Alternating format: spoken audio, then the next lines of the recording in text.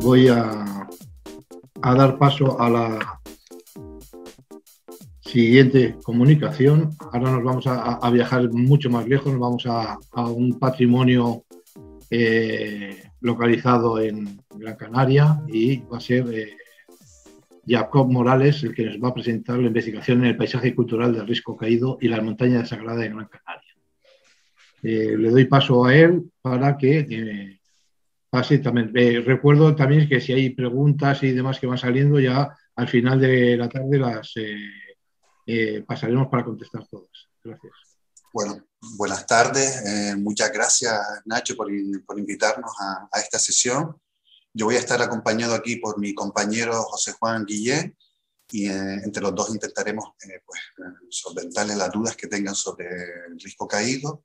Yo esta tarde lo que quiero hacer es presentarle la investigación que yo como investigador de la Universidad de Las Palmas he realizado en este lugar y que ha facilitado en cierta manera pues, la nominación o la inclusión de Risco Caído dentro de la lista de patrimonio de la UNESCO. No me voy a centrar tanto en los grabados rupestres, sino en un tipo de patrimonio especial de Risco Caído que tiene una información que es brutal y que ustedes podrán ver con sus propios ojos. Entonces, una pequeña introducción de Risco Caído. Es un patrimonio de la humanidad en la categoría de paisaje cultural y ha sido incluido en la lista de Patrimonio de la Humanidad el día 7 de julio de 2019. Es muy reciente, no tiene ni 2 años de edad. Entre los valores que han dado a Risco Caído esta catalogación se incluyen formaciones geológicas, fundamentalmente pues, del vulcanismo, del origen volcánico de la isla de Gran Canaria, de las más antiguas, también la diversidad biológica, en especial de plantas y de animales, con todos los endemismos que existen en este lugar, y quizás la parte más importante son los yacimientos arqueológicos prehispánicos, o de los antiguos canarios, y quizás uno de lo que nos llama mucho más la atención es la continuidad en el uso de esos yacimientos arqueológicos prehispánicos hasta la actualidad. Yo les he puesto algunas fotos, por ejemplo, vemos una cueva prehispánica, aquí vemos la reutilización de estas cuevas pues, hasta el siglo XIX, y en la actualidad hay algunas de estas cuevas que incluso son ermitas, utilizadas como sitios religiosos pues cristianos. Y quizás es uno de los aspectos que más ha llamado la atención, ¿no? La reutilización y la continuidad de valores prehispánicos, aborígenes, hasta la actualidad. Los aborígenes canarios. Voy a hacer una pequeña introducción porque supongo que muchos no estarán familiarizados con los aborígenes canarios, entonces yo creo que un poco por lo menos para que sepan de quién estoy hablando. Cuando hablo de los aborígenes canarios, hablo de lo que algunos creen que son los guanches, ¿vale? Lo que tradicionalmente se llaman guanches, pero hay que decir que para nosotros en Canarias los guanches son los habitantes, o eran los habitantes de Tenerife. En Gran Canaria eran los canarios, en La Gomera los gomeros, en La Palma los aguaritas. Lo que pasa es que de forma pues, general y se ha unificado a toda la población. Pero si van a Canarias, los guanches son en Tenerife y en Gran Canaria serían los canarios. ¿Vale? Pues el origen de estas poblaciones, de los guanchos, de los aborígenes canarios, está en el norte de África. Y llegan a Canarias, por las dataciones más recientes que tenemos, en torno a los siglos I y III de nuestra era, y su poblamiento dura hasta el siglo XV, cuando son colonizados, empiezan los primeros contactos por europeos y finalmente termina la conquista de las islas y son integradas en la corona castellana. Sabemos que estas primeras poblaciones, que los aborígenes tienen origen bereber norteafricano, porque hemos encontrado grabados líricos bereberes, como ven ustedes aquí a vuestra derecha, que es la calidad, es la ortografía, el alfabeto que utilizaban ellos en su lengua, la lengua masí del norte de África, pero también se han realizado, por ejemplo, estudios de ADN, del ADN contenido en restos humanos, que se ha comparado con el ADN moderno, actual. Y eso lo que nos está diciendo es que el origen de esas primeras poblaciones que llegaron a Canarias es el norte de África. Hoy sabemos con rotundidad o con cierta claridad que no proceden del norte del Mediterráneo, ni tienen genética fenicia, son probablemente bereberes, con un haplotipo U6 que es típico de las poblaciones bereberes. Quizás lo que más llamó a la atención cuando llegaron los primeros europeos es que estas poblaciones tenían un modo de vida prehistórico, no tenían metales, ¿vale? Entonces sus herramientas las hacían de piedra. Y para los primeros europeos que llegaron al final de la Edad Media, representaba como un modo de vida casi neolítico. De hecho, muchas de la cultura material que dispone de estas culturas son muy parecidas al neolítico mediterráneo. Lo que pasa es que estamos hablando pues cerca de 5.000 o 6.000 años de posteriores. Y otra cosa que lo hace interesante es que una vez colonizada, no sabemos cuánto tiempo después de ser colonizada, se produce un aislamiento y ya no hay más contacto entre las islas y el continente africano, y luego no hay más contacto entre las islas. Sabemos que cuando llegan los primeros colonos europeos, los indígenas de una isla no entienden a los indígenas de otra isla. Aunque sea el mismo idioma, ya se ha transformado. ¿Vale? Entonces creemos que hay un aislamiento que luego veremos también comprobado pues, a través del ADN. Esto en lo que respecta a la población del archipiélago entero. Yo me voy a centrar ahora en Gran Canaria, que es donde se localiza el patrimonio de Risco Caído. La sociedad prehispánica de Gran Canaria sobre todo destaca entre el resto del archipiélago en que tiene mayor complejidad socioeconómica. Lo que quiero decir es que había poblados más extensos, más grandes, más numerosos. Cuando llegan los europeos nos dicen que la población es más numerosa. La dieta, sobre todo, es una economía agrícola y pastoril, pero en la que la dieta está sobre todo basada en productos agrícolas. La producción agrícola es muy importante y se han realizado estudios de paleodieta, que indican que el consumo de productos vegetales era muy rico. De hecho, si se fijan ustedes en las fotos que les he puesto, esto que están viendo es un diente con una carie y lo que ven dentro son semillas de higo, ¿vale? Varias semillas de higo arqueológicas de 1000 años de antigüedad que se fueron introduciendo en las caries. Se han analizado muchos de estos restos y hay un índice de caries de cerca del 50%, es decir, que la mitad de los dientes al final tenía algún tipo de infección cariosa o cariogénica, ¿vale? Lo que nos indica, y las caries están originadas por el consumo de productos vegetales y por una mala higiene dental. Y esta importancia de la agricultura también lo vemos porque hay un gran número de graneros, de estructuras de almacenamiento.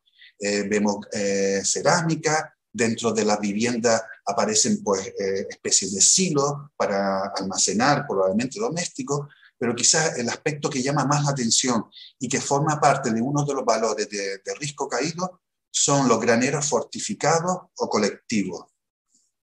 Bueno, los graneros fortificados o colectivos, estas son las imágenes.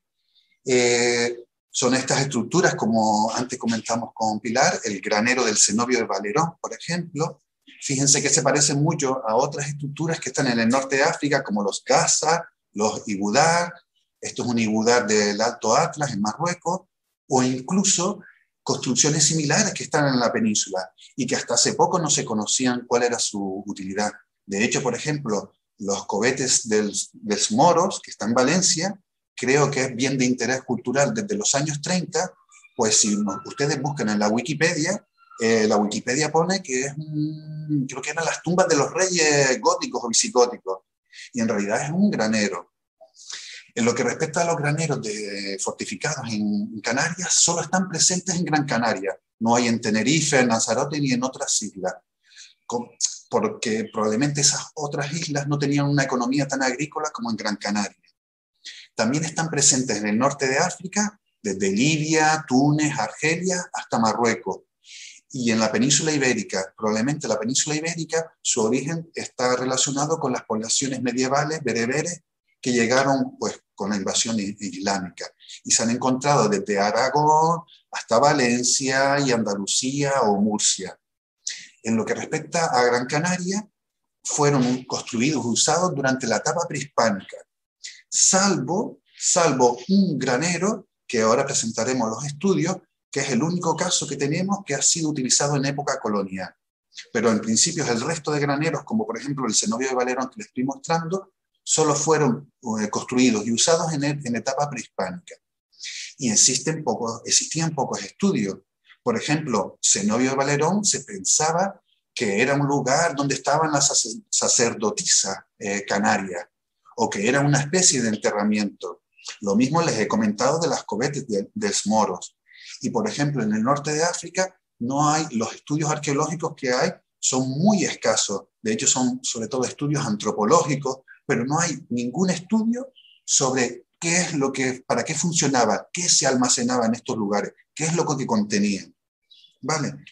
Entonces, los objetivos de nuestra investigación pues fueron, y tampoco se sabe cuándo comenzaron, pues nuestros objetivos fueron plantear una serie de preguntas que dieran contenido pues, a esos graneros y le dieran sentido. Nuestras preguntas fueron muy sencillas. ¿Cuándo se usaron los graneros colectivos? ¿Se usaron solamente en época prehispánica o luego se reutilizaron? ¿O en qué época del momento prehispánico se usaron? ¿Durante toda la ocupación o solo un determinado momento? ¿Qué alimentos se almacenaban allí? ¿Se almacenaban semillas, carne, pescado, miel? Eso no lo sabíamos. Luego la siguiente pregunta es ¿cómo se almacenaban?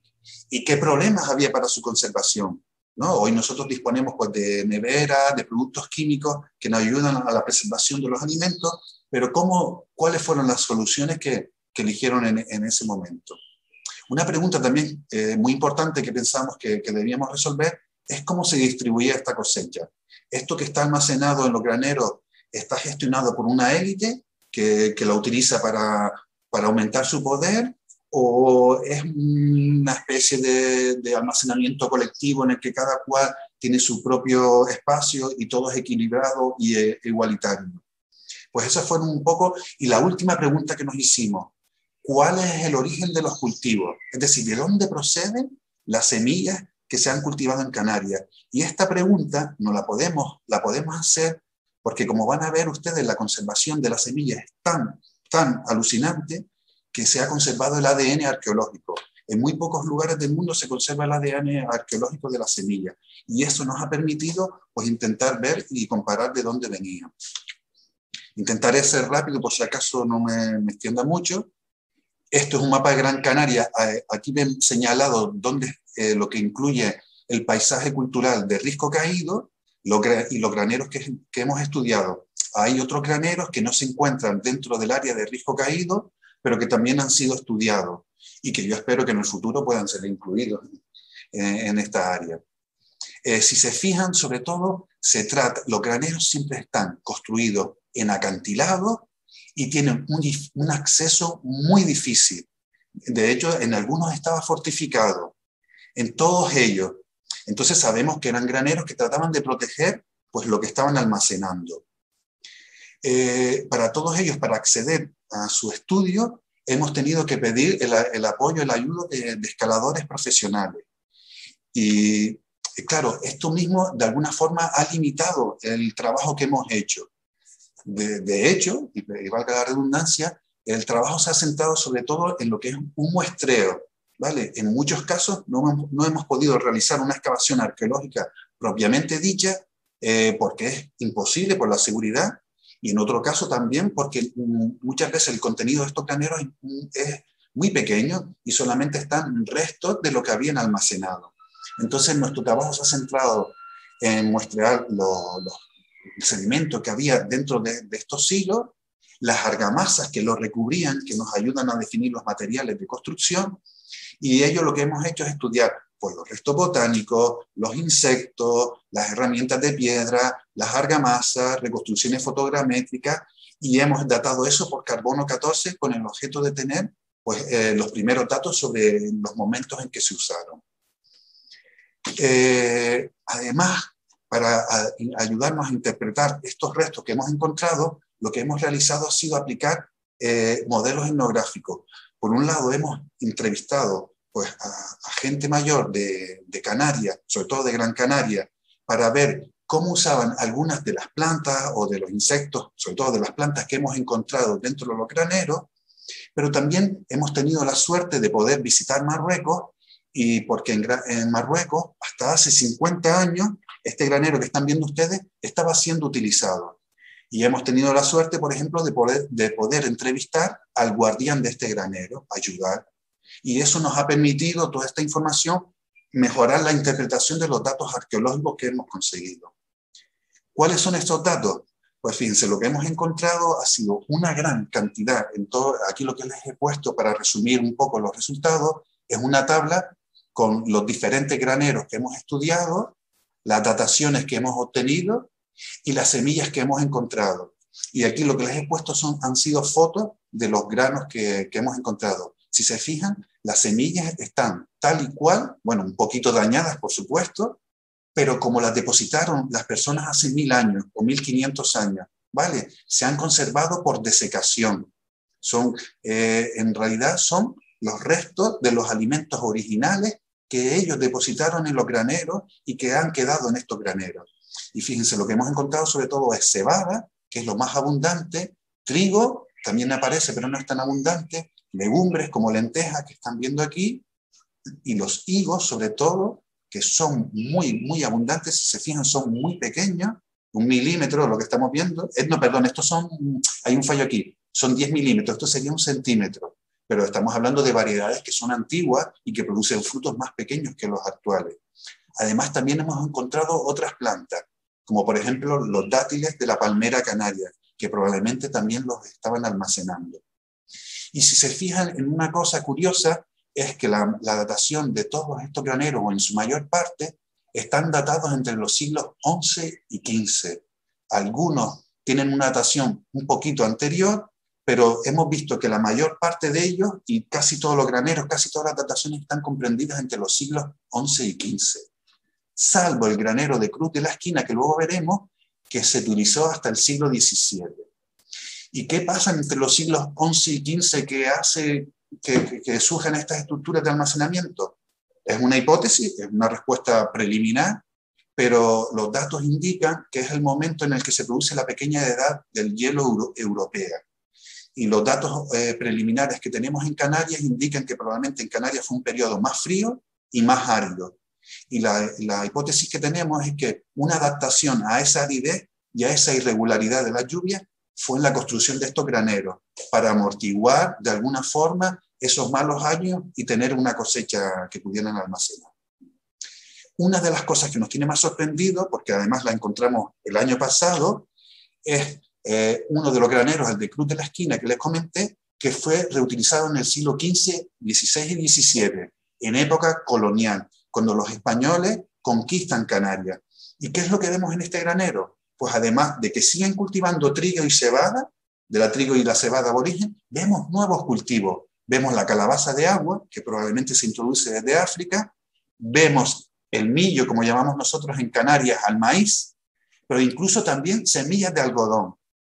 El millo lo hemos datado por carbono 14 y está datado en el siglo XVI. Que sepamos, sería el maíz más antiguo en este lado del Atlántico. Además, es muy interesante porque la información textual que existe sobre el uso de las plantas o sobre la agricultura en el siglo XVI nos dice que en Canarias hay un crecimiento de las plantaciones de azúcar, es una economía colonial que se dedica a plantar azúcar para exportar e importa grano. Y sin embargo, lo que estamos viendo en Cruz de la Esquina es que la gente sigue utilizando las estructuras aborígenes, ¿vale? Que sigue utilizando técnicas aborígenes y además lo que está plantando el maíz, el algodón, la calabaza de agua, no son plantas que se exportan, son plantas que se consumen. Y por lo tanto lo que estamos viendo es quizás una resistencia al poder colonial. El poder colonial te obliga a plantar azúcar para exportar. Pues lo que vemos es que estas personas están reutilizando, utilizando, pues manteniendo la continuidad en las estructuras aborígenes, prehispánicas, y además están plantando pues, cultivos que quieren para ellos mismos, para su consumo. No tenemos datos, no hay archivos sobre información sobre la exportación del maíz. Entonces, por lo tanto, deducimos que tiene que ser para el autoconsumo. O fíjense, en este caso, la semilla de algodón que aún conserva fibras de algodón. Pero además nos ha permitido, los restos que hemos encontrado, saber cómo eran los métodos de almacenamiento. Esta foto que les estoy viendo aquí son los restos de las espigas tal como los encontramos en los graneros, ¿vale? Entonces, lo que probablemente nos está diciendo es que no se cosechaba con una hoz y luego iba a la era a trillar los granos y a separarlos. Lo que pensamos es que se arrancaba la espiga por completo, fíjense, aquí estamos haciendo una reconstrucción con la mano, y que esa espiga, de esta forma, luego es la que se almacenaba en los graneros. Y los cereales eran almacenados de esta forma, dentro de la espiga. ¿Qué pasa? ¿Cuál es la ventaja? ¿Por qué lo harían de esta manera? La espiga va a proteger al grano de insectos, de la humedad, del ataque de los animales.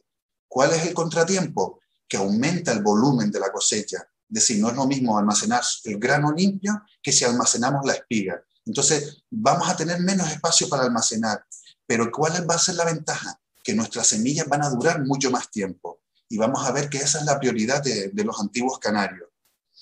Que la prioridad, sobre todo, es almacenar los granos durante mucho tiempo. Y ahora veremos por qué. Jacob, perdona ¿Sí? que te interrumpa. Estamos ya muy, muy cerquita del tiempo para que vayas concluyendo, si es Tienes posible. un minuto o dos. Gracias. Vale. Pues venga, entonces, lo que hemos visto, voy a ir súper rapidito, es que muchas de estas semillas estaban dañadas por insectos. Pues esos insectos los hemos datado y resulta que son insectos, son plagas coetáneas a los aborígenes.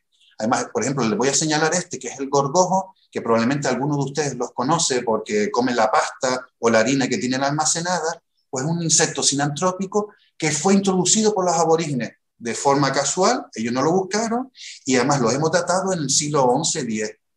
¿Vale? Entonces probablemente también nos está aportando información de cómo se desplazaron estas plagas por el mundo. Además, hemos encontrado restos incluso de hojas de laurel, que es una planta que se ha utilizado como insecticida hasta hace muy poco para eliminar precisamente a los gorgojos. Hemos datado estas hojas de laurel y su datación nos indica que probablemente también fueron prehispánicas, porque están datadas entre los siglos XI y XV. Pero quizás, bueno, aquí les he puesto como una pequeña reconstrucción de cómo sería un silo.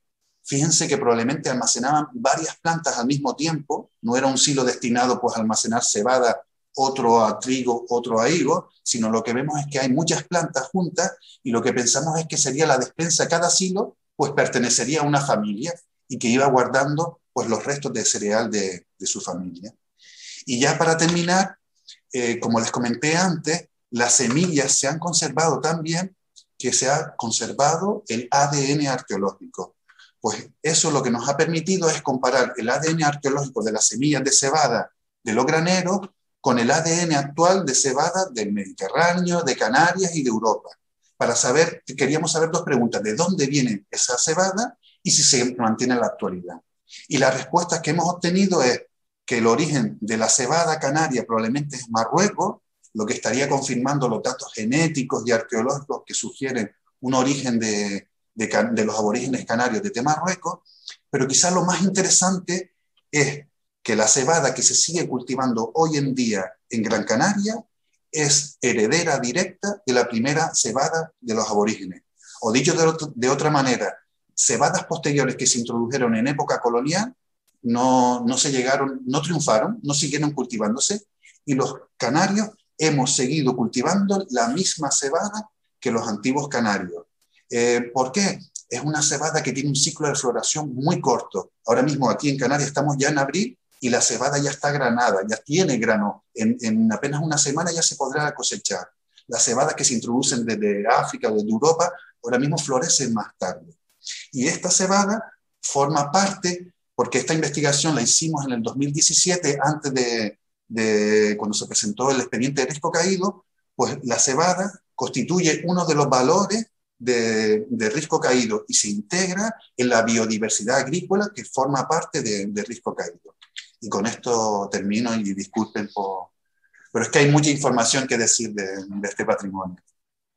Muchas gracias, Jacob. No, muy interesante y hemos visto ya un par de presentaciones de lo que serían zonas más pequeñas, más concretas de lo que son patrimonio mundial, como son la Sierra de Tapuerca, que abarca un espacio así, igual que la zona de los dólmenes de Antequera, y hemos empezado viendo también después de las pinturas rupestres que abarcan un amplio territorio, dentro de la península ibérica, y este de Canarias, que se ha formado especialmente por, aunque es un paisaje cultural, igual que los que vamos a ver ahora en Andorra y luego también en el Pirineo, la coincidencia que tenemos en el paisaje cultural, por eso estamos en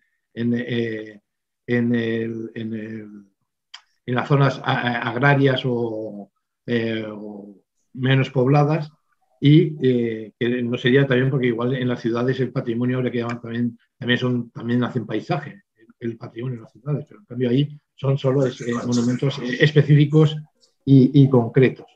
Bueno, vamos a seguir ahora con la intervención de Abel Fortó y Oliver Codina sobre el valle de Montbriu Pedrafita, de Claror, en Andorra, y nos van a explicar en qué consiste la investigación que han estado haciendo en este patrimonio mundial de país vecino, que nosotros tenemos un interés especial por ser también un caso parecido, similar, de tratarse de una zona de montaña del Pirineo.